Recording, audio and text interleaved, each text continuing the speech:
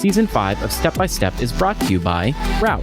Route provides solutions that give retailers control over the entire delivery experience, from package tracking and order protection to customer service and engagement tools that allows you to connect and convert your customers. Does it sound too good to be true?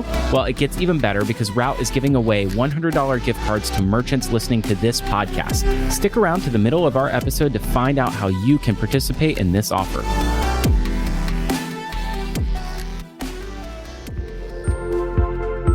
Hello, and welcome to Step by Step, a podcast by Future Commerce and presented by Route.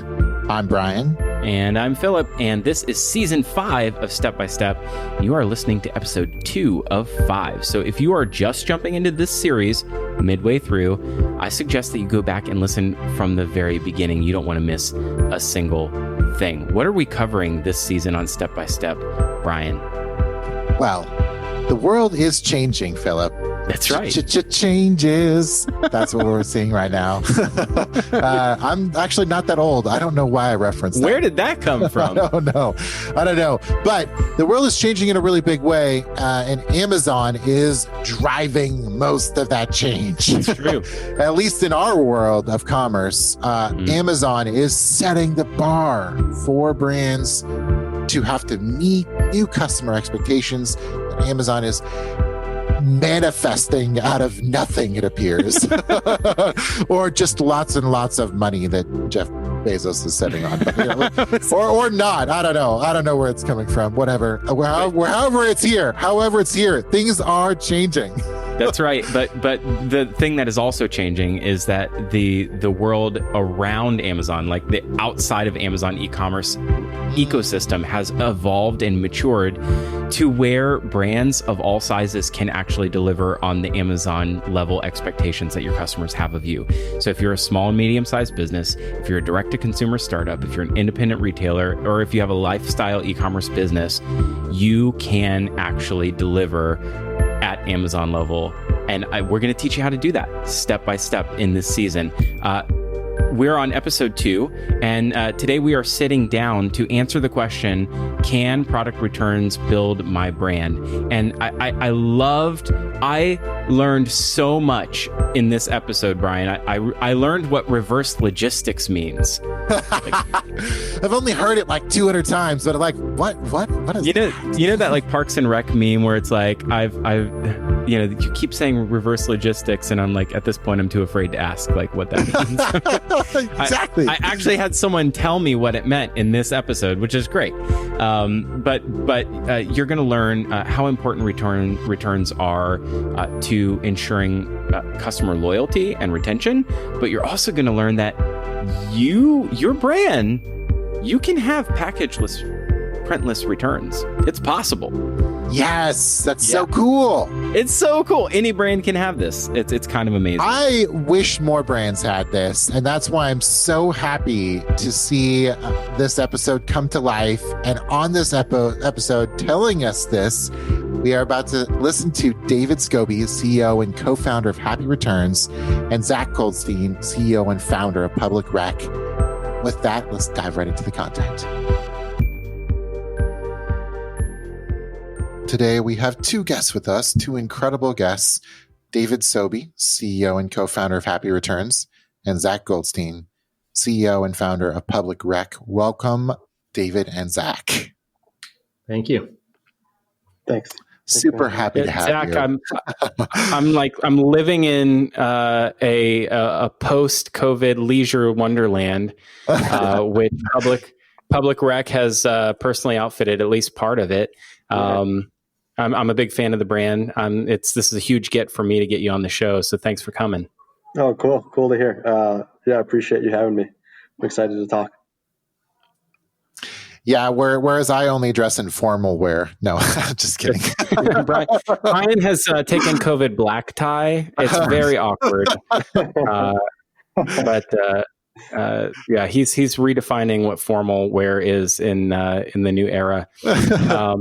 In fact, there's like a lot there's a lot of redefinition that's been happening. So I don't want to take anything for granted, because I think a lot of people are just catching up and catching on. They're becoming more aware of new brands every day. Zach, tell us a little bit about Public Rec, and David, then we'll get over to you.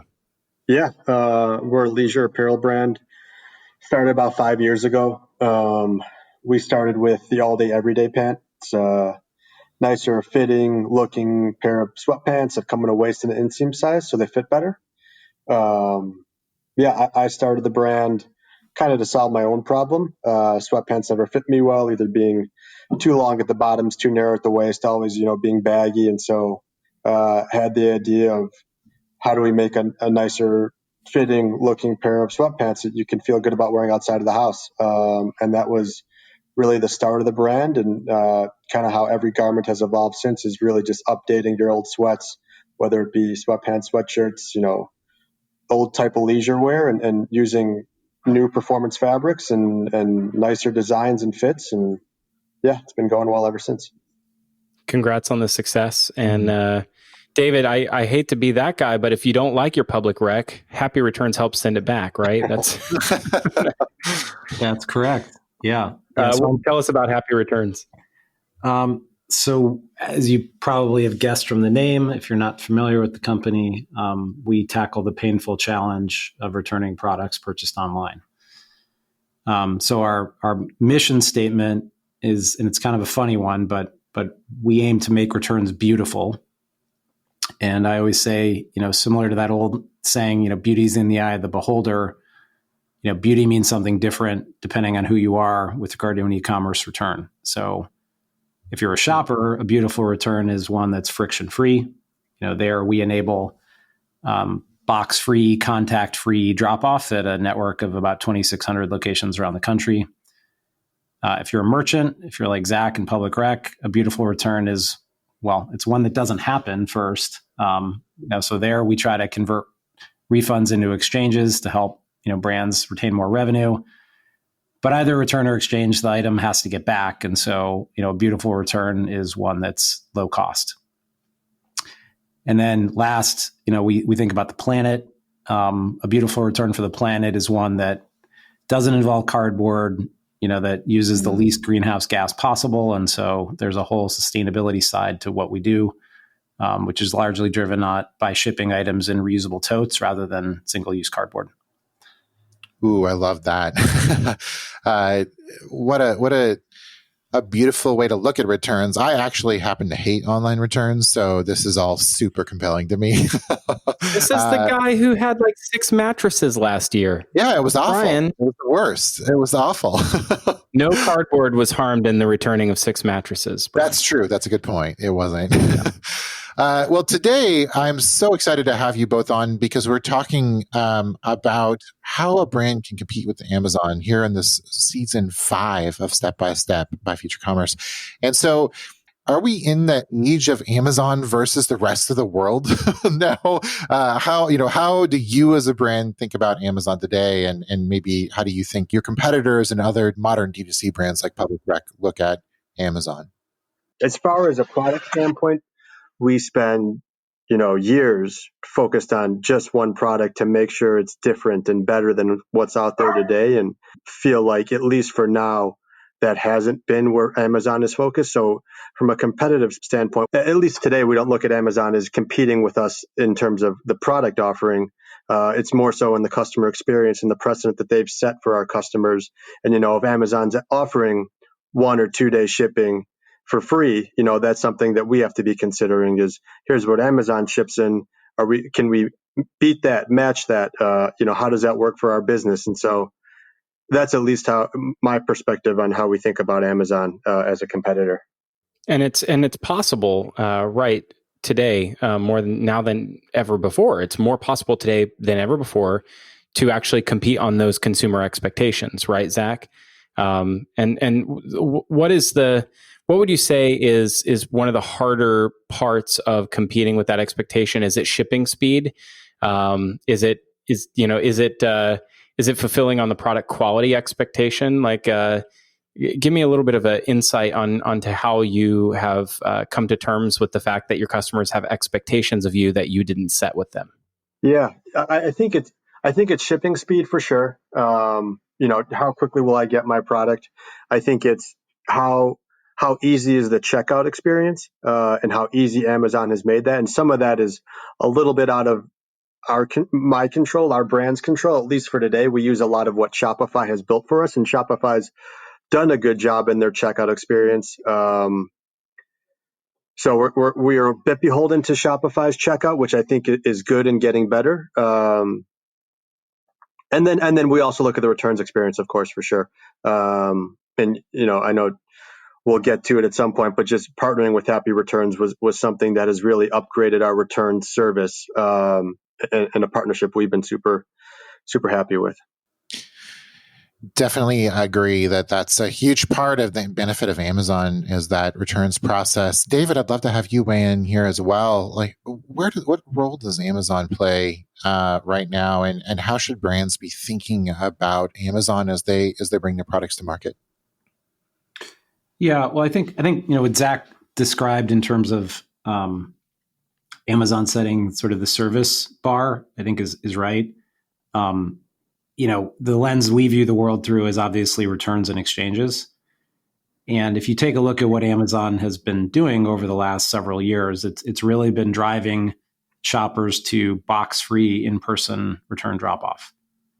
So, just quick history lesson. We founded Happy Returns in the fall of 2015. We did the first box-free in-person return in April 2016. About 18 months after that, so sort of fall 2017, Amazon announced the partnership with Kohl's. And that was really an important moment for us in that it was Amazon kind of recognizing, hey, there's a better experience for shoppers that also, is better for Amazon in terms of saving money to have shoppers bring items in person. Fast forward to today, if you go do an Amazon return today, what you'd find is 4 or 5 box-free in-person options presented to you before any thought of printing a shipping label, right? They would say, return it to Kohl's or return it to Whole Foods, or there might be an Amazon store near you, or return it to the UPS store, or even return it to an Amazon locker. All of that would be promoted first before any notion of print a label and send it back. So, if you're a merchant competing today and Amazon is setting the service level, box free in person is essentially what they are promoting as the free option. And, anything back via the mail would be something they're promoting as a paid option.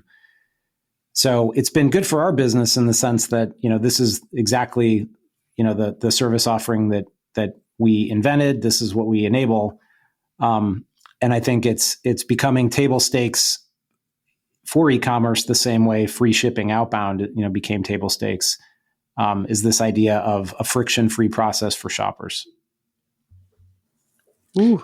And what's really interesting in having used the service myself in an exchange, not of public rec, no, definitely not, but having used Happy Returns myself, is there is this really amazing blend of self-service ability that allows me to actually choose an exchange and to create an opportunity for myself to have another pathway to being fulfilled in making myself happy with the product.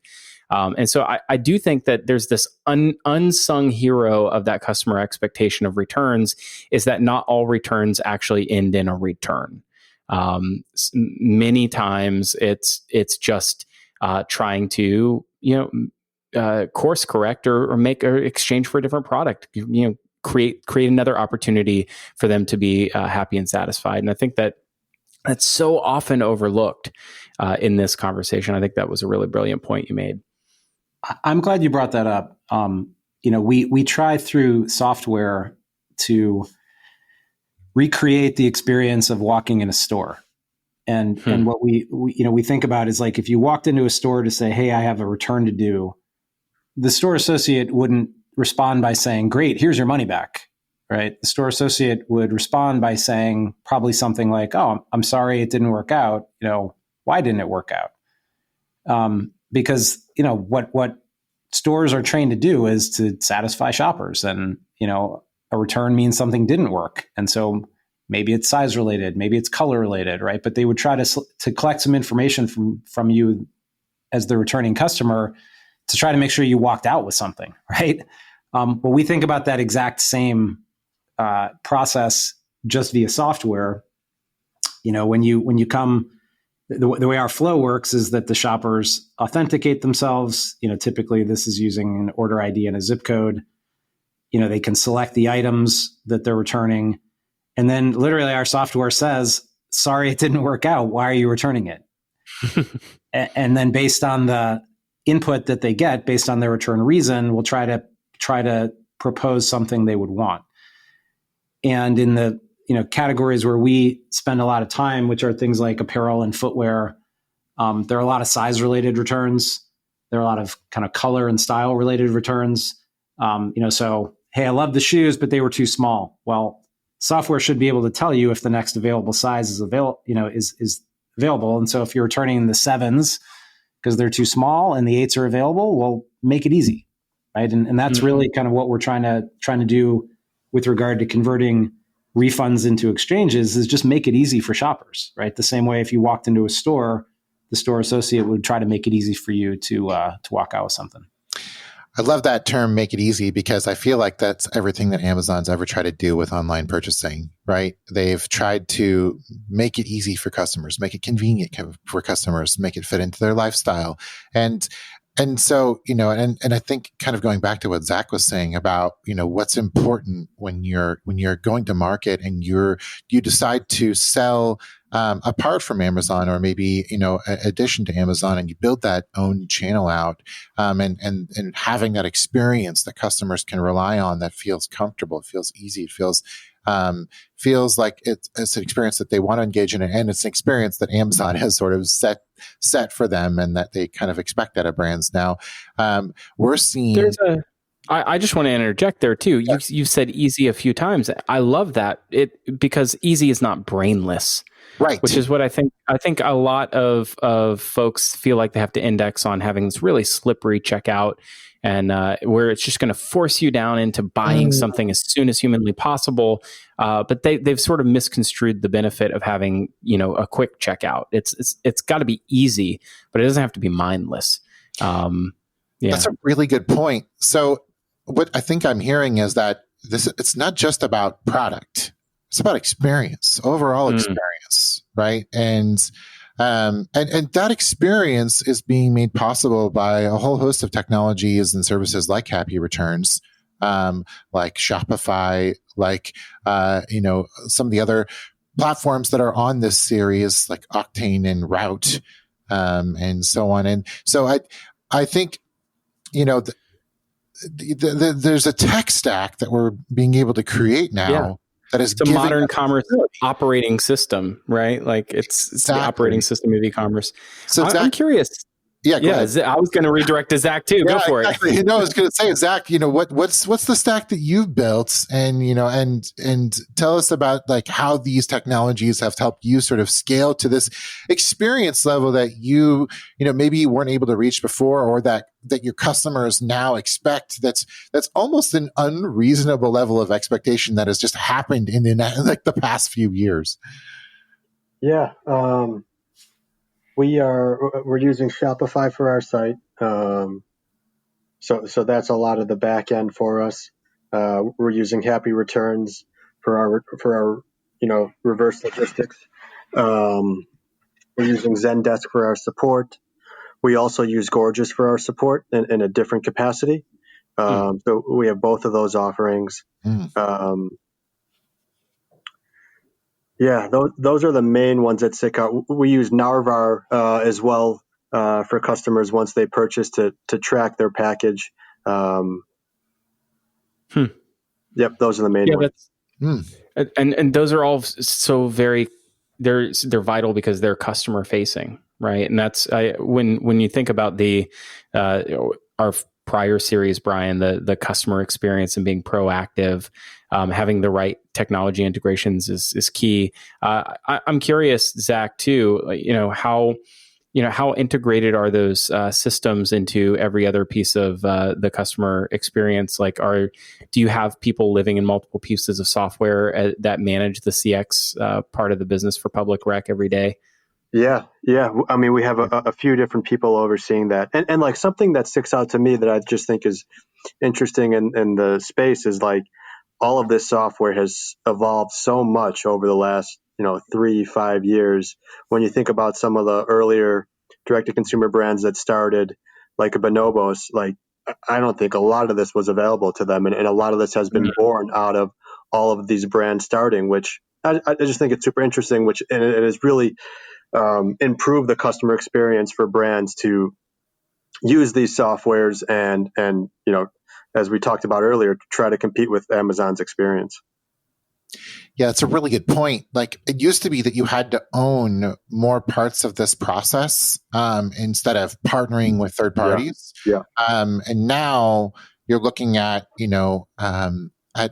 like there's a whole menu of options out there to pick from, to partner with. In fact, there are very few brands at this point that want to own certain parts of this. Right. Like, is there anything left in the stack where you feel like it's something that you want to keep close to your vest, or are you looking to partner for basically the whole experience? I think we're looking to partner for most of it. I think it maybe starts to make more sense when you get to be a little bigger, when you're maybe 100 million plus, and you start to build your site on different back end and different which we're, at least public rec is a little bit away from. But to me, I think more of it like, as we worked with a lot of agencies in the beginning. We had a marketing agency, we had a web agency, and over time we brought a lot of that in-house as the business has grown, and we've been able to justify this is now a full-time role. So let's hire someone to just do this role that we maybe didn't have all this work for when we just started. So that's more of how I've thought about, what do we own as a business versus what do we outsource and the software associated with it. When we were building e-commerce back in 2007 and 2008, we were literally building e-commerce. Like, we built it, we hosted it. We didn't call it direct to consumer back then because we weren't fancy, but it was just e-commerce. And I mean, if you wanted a support system, there was one out there that was a desktop application for Windows, so we had to build one. And I just think about how much time I had spent in those early years in the career in being an IT professional and not necessarily a retailer. And I think that it provides so much bandwidth for you, Zach, and a business like yours to really focus on what your core competency is, and that's making meaningful products that people fall in love with, and not necessarily being a technologist. Does that resonate with you? Yeah, absolutely. Yeah. I mean, to me, that's the most important part, is making a product that's differentiated and better than what's out there. And, hopefully we do the rest of the stuff well, and we communicate the message that we've done this, and then people get the product and it resonates. But, to me, that is our core competency is, trying to make the best product possible. Hey everybody, Philip breaking in here just to tell you a little bit about this episode's sponsor. I'm talking about Route. If you haven't heard about Route, I think it's going to change the way that you deliver packages and experiences to your customers. Let me break it down for you. Route is the premier post-purchase experience platform for you, an online retailer. What does that mean? Well, from the second that a customer checks out on your store to the moment that they receive the package that they bought from you, that process can be wrought with all kinds of problems. Missing packages, broken items, slow deliveries, and let's face it, carriers don't communicate the way that we all wish that they would. There's a list of pitfalls for customer experience that is virtually endless, and Route provides solutions that give retailers control over that whole delivery experience. Customers will be able to actually use a tool to see where their package is in transit.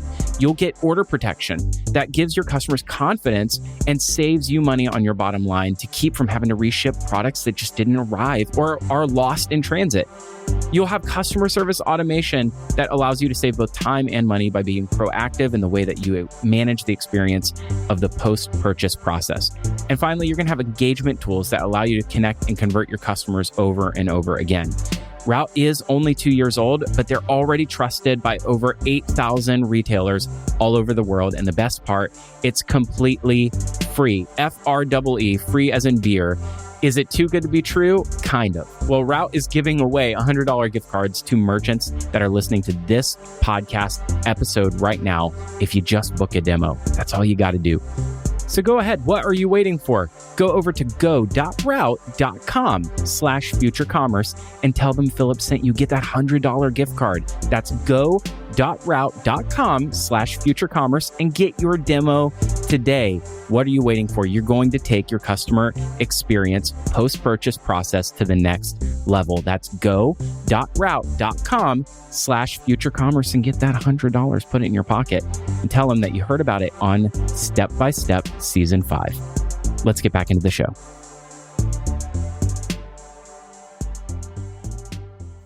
That makes a lot of sense to me as well. And and again, I think that, and David, I'd love to hear your thoughts on this. This doesn't actually pit us up against Amazon in many ways. Like this allows us to sort of give customers options they feel comfortable with. Do you feel like, David, we're, up against Amazon on this, or, talk to me a little bit about sort of the strategy that you think about when you're talking about direct to consumer brands and how they can leverage Amazon or not leverage Amazon, and the benefits of kind of driving things through their own channel. Yeah, I mean, as you guys were talking, I was thinking about my own experience in e-commerce, and I'm going to date myself a bit here, but I worked for eBay kind of 2003 to 2007, and then I ended up moving to LA and working at Hotlook, and then I worked at Revolve, and in every one of those instances, we built everything, right? It was sort of in an era where not only did you sell stuff, but you actually built your website and you maintain your website and you built a warehouse and you maintain that. And, I compare that to today where, Shopify can help on the website and 3PLs can help with logistics and companies like Happy Returns can help with returns. I think it's just sort of fundamentally different era. And I think, to your point, kind of allows you to be focused on what creates that emotional connection with your customer. It's not the speed of fulfillment necessarily, it's what's in the box, right? To kind of speak to your point though, I do think everyone is competing with Amazon in terms of just the mind share around, what do I expect? And what do I expect a great e-commerce experience to be? And I think it's sort of, it's an unforgiving atmosphere. And what I mean by that is that, like it or not, like we all like getting things quickly, right? We all like friction-free returns. We all like, the reliability that Amazon has sort of conditioned us to expect when we're buying things online. And so I don't think that, a brand like Public Rec is necessarily pitted against Amazon from a product perspective, but I think it's the expectation that people have of shopping online, which is like, why can't everything just be easy the way it is with Amazon, right? Why can't it all be fast? Why can't, it be friction-free? And so from that standpoint, I think we all live in Jeff Bezos's world, unfortunately, fortunately or unfortunately. And I don't think you can deny that, they're the ones that are setting the pace with regard to what we all expect. I mean, it's hard when I think about like my kids, they don't have patience for things that take a long time to ship, anymore. They're kind of like, why is it not here already? Just as one example. And I think that that's a function of just how much, Amazon has become integrated into our day-to-day lives. Is they expect everything. They expect to be able to buy everything online. They expect it to show up quickly and now expect it to be, easy to return it. Yeah, I'm wondering if there's a feedback loop in the way that returns happen back to a to a brand such as Public Rec, where in another marketplace, because you're not necessarily owning the relationship with the customer, it might be more difficult to feed that sort of information on the return reasons and back to the product innovation side of the business. I'm curious what your experience is, Zach, in sort of the value of customer return and exchange and how it guides your product decisions. Yeah. It plays a big role, I think, in our product development and improving products.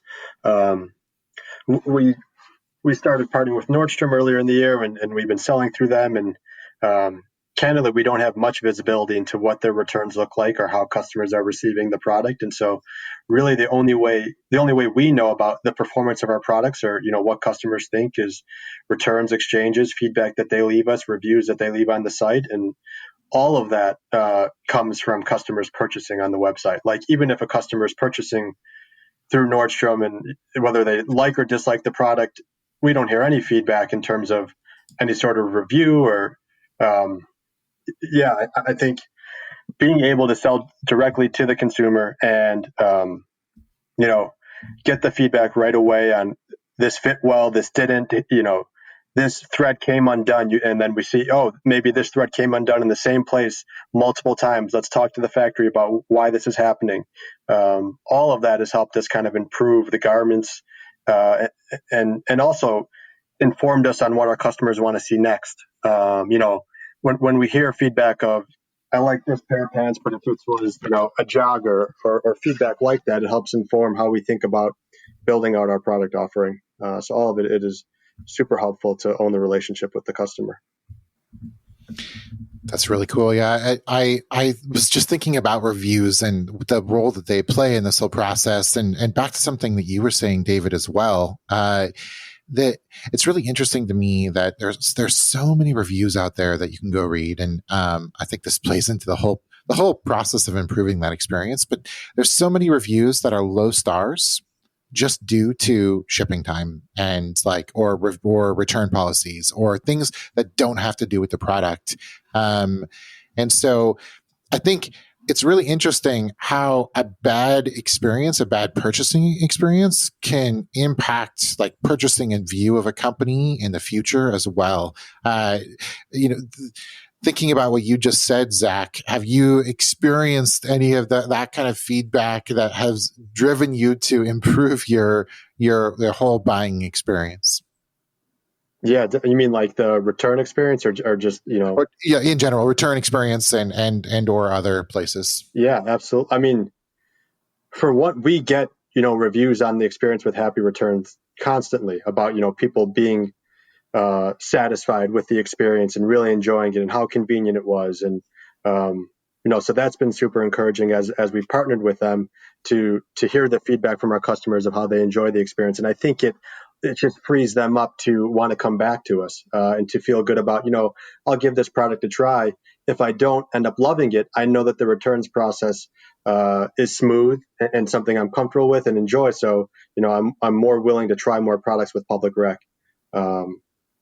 And I mean, we're looking at that in multiple ways, and we're like shipping transit times, and should we be using a different carrier? And we're constantly kind of trying to see how we can improve the customer experience while also weighing the cost benefit analysis to us in terms of, can we still be profitable in whatever, we think is the right move for the business.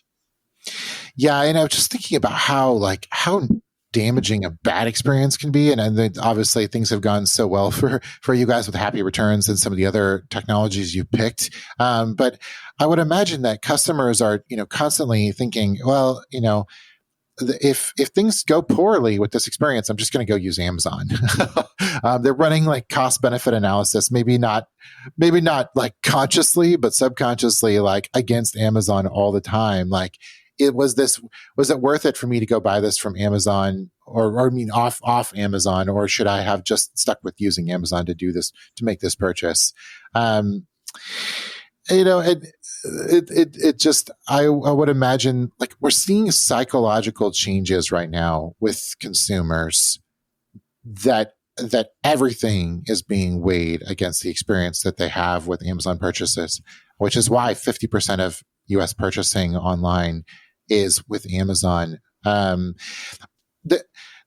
the experience, once that is out of the way, like when they don't have to think about it, to me, that's when things run the smoothest. Have you seen, as you've added technologies and services like Happy Returns Act, have you seen conversion improve? Have you seen like bumps in the like traffic converting from maybe one channel to another?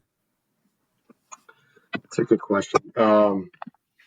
I don't want to, speak out of turn. I don't know what our conversion rate looked like pre and post Happy Returns. I will say that we have gotten customer feedback that, people have enjoyed the switch, and it's significantly decreased our costs. But I guess I just can't comment on what our conversion rate looked like pre and post. I imagine that, as customers have been through the experience, they've been more willing to come back and more willing to buy more and try more things. But yeah, I would have to look through the data a bit more. Yeah, I mean, we've tried to look at what impact does returns have on long-term lifetime value. Ultimately, is what you would want to see. And what we found is that there's so many factors that go into that equation. It's really hard to tease out the impact of returns and specifically Happy Returns. But what we do know is a couple things. What we do know is that the pain or the perceived pain of returns has a huge impact on whether someone's willing to shop online in general. We know that the return policy is something that most, if not all, shoppers look at before they check out. So it has a huge impact on conversion rate. And to a point that one of you made earlier, it has a huge impact on customer retention. And when I'm talking to brands, I often talk about sort of the cost of getting it right and the cost of getting it wrong. And there's a lot of data that supports this, but if you get it wrong, meaning if a customer buys something from you and then has a bad experience returning, they're really unlikely to come back and shop again. And I can speak to my own experience here. There have been times where I bought something and then I go to return it and I didn't realize that it was going to be a pain in the butt, or there was a fee that I didn't expect, or my gosh, I sent it in and then I had to call multiple times to get my refund. Those tend to be retention killers, right? People won't come back and shop with you again. And in an environment where customer acquisition cost is rising and it's, so expensive to get someone's attention, let alone get them to buy from you, it's really hard to have your return process be the thing which ends the relationship. The flip side of that, kind of the getting it right part, I'm glad to hear, Zach and his customers have had a great experience with us. We think that's kind of the magic moment, which is if you can take my disappointment as a shopper, right? Something didn't work and now I have to return it. And you can turn it into a delightful experience. Well, gosh, then I'm so much more likely to shop with you in the future because I know that, hey, if it doesn't work out, it's not going to suck, right?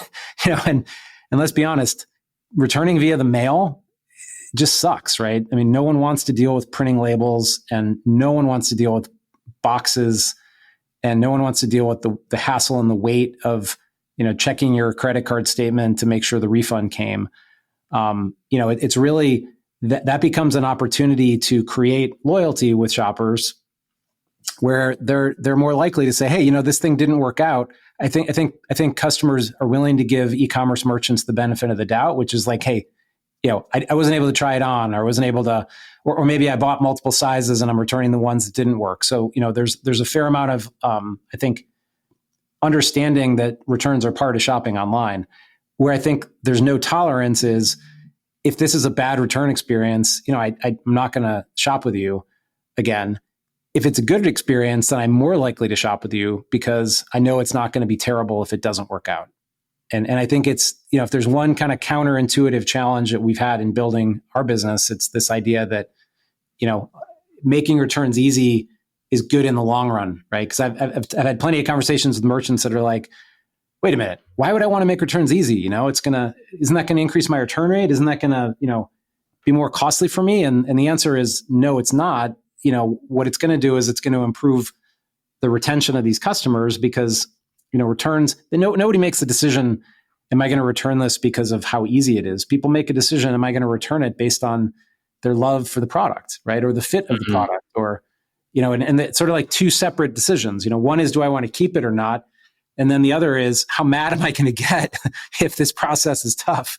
And how much of that am I going to project onto the brand and, that I bought from. So I think it has a huge impact upstream. And I think it has a massive impact on retention. And I think it's important. I think unfortunately returns is one of those things that's easy to think about. Oh, well, this happens after the purchase, and this happens downstream. And so I only need to think about the people who the purchase didn't work out for. The reality is it has a massive impact upstream in terms of who shops your site, in terms of whether they check out. And so I think it has to be, given its due in the customer journey, which is, this is as important as, your return policy and the expectations that people have when they read it are just as important as, speed of delivery and quality of the product and, how you merchandise it. And, it's just part and parcel of the customer experience. That's such an interesting point, because I think to myself, an adage from being back on the brand side so many years ago was, the most expensive mistake that we make is the one that prevents a customer from coming back to us.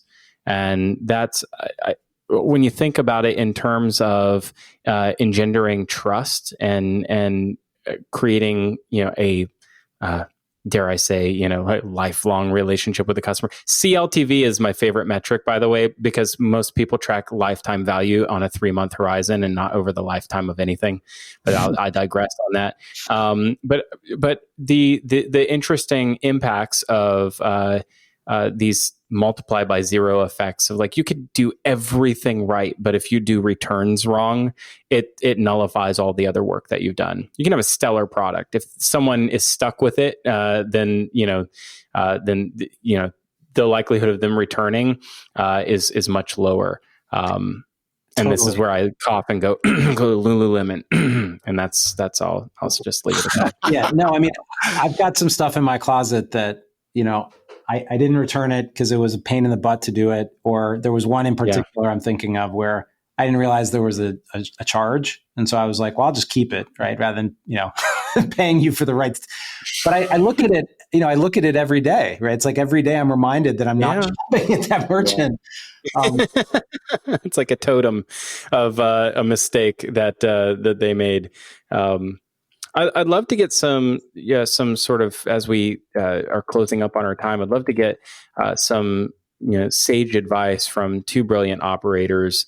We rarely get to sit with folks like yourself, Zach. I'm curious, how if you were building the business today instead of 5 years ago, what are some things that you think were multipliers that would help you to achieve success faster?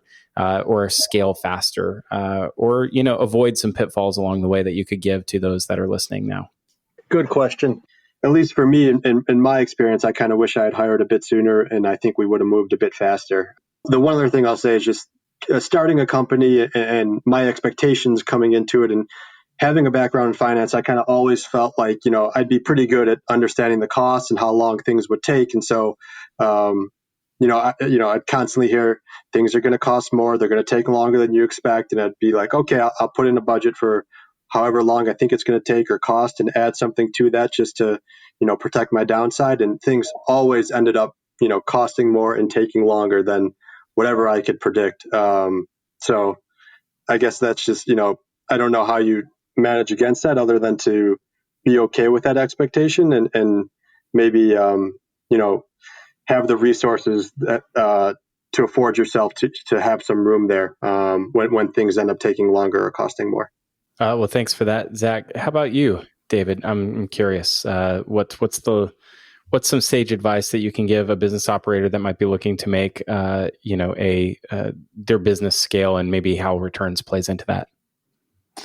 Well, I was thinking about Zach's comment about kind of hiring, and I think especially in a startup, there's so much emphasis placed on speed and, trying to do things quickly. And the one area where I don't think that applies at all is really in hiring. And I would say, and this sounds like just, I feel like, plenty of other people have made this point, but it's really true. It's the sort of like hire slow, fire fast kind of thing, like take your time. And the challenge with the startup is that by the time you get around to writing the job rec and posting the job rec, and you never hire in advance in a startup. You're always hiring like when something's broken, right? It's like, we did this, and we tried to do this ourselves for such a long time, and now it has just gotten to the point where it is totally broken, and we're willing to spend the money to hire someone to do this full time.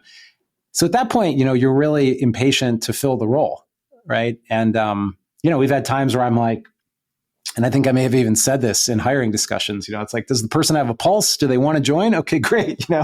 We just need this, we need someone to solve this problem. Obviously the challenge with that is that, if you hire the wrong people, it's not just, can they do the job? It's sort of like the impact on the organization of hiring the wrong person, and the pain of like letting folks go, and the pain of, okay, something didn't work. It's just not worth it. You're better off to take your time and to find the right people, and to, find people that are, not just right for sort of the moment, but people that can grow with you. And that's a harder thing to tease out in interviews. We've found employing exercises, for example, along the way is really helpful, especially, in things like marketing or even engineering, things like a coding test or a marketing exercise, to really get a sense of the person's skills. And, it's like, it's in everyone's interest for you to go slow and to make the most informed decision you possibly can. Cause even when you do that, sometimes, you get it wrong. Right. But but I just say, like, despite the kind of preconditioning that you have to move fast and the expectations of your investors to move fast, and, just sort of like startup culture, let's move quickly and break things. Like, you definitely don't want to take that approach to hiring. You want to move slowly and deliberately and thoughtfully, because, those decisions last and they shape the culture. I just think about the topic of this miniseries and how to compete with Amazon, and think about how Amazon hired and the process they went through to bring, or that they go through to bring people on. It's quite thorough, and it's a long process. And I think it's, if we consider people one of our most important differentiators as businesses, I think that both of you have said something incredibly important, which is, don't be afraid to hire people, and make sure you hire the right ones.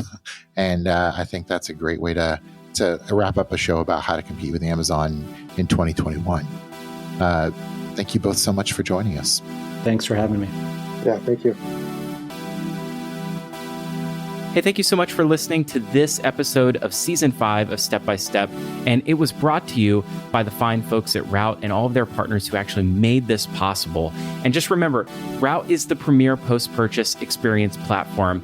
And that means that anything that you need, from the click of the checkout button all the way to the package arriving safely inside the home, Route can have you covered. That's live package tracking updates, that's order protection, that covers things from missing packages and broken items and poor carrier communication, and customer service automation. All of those things save you time and money, but it puts money back into your pockets because customers are going to come back and purchase again. You should check out Route. I'm a big fan, and 8,000 other retailers all over the world are too. It's completely free for you. And even better, it could put money in your pocket today if you take a $100 gift card when you sit down and take a demo. And that's all you got to do. You can go get that demo.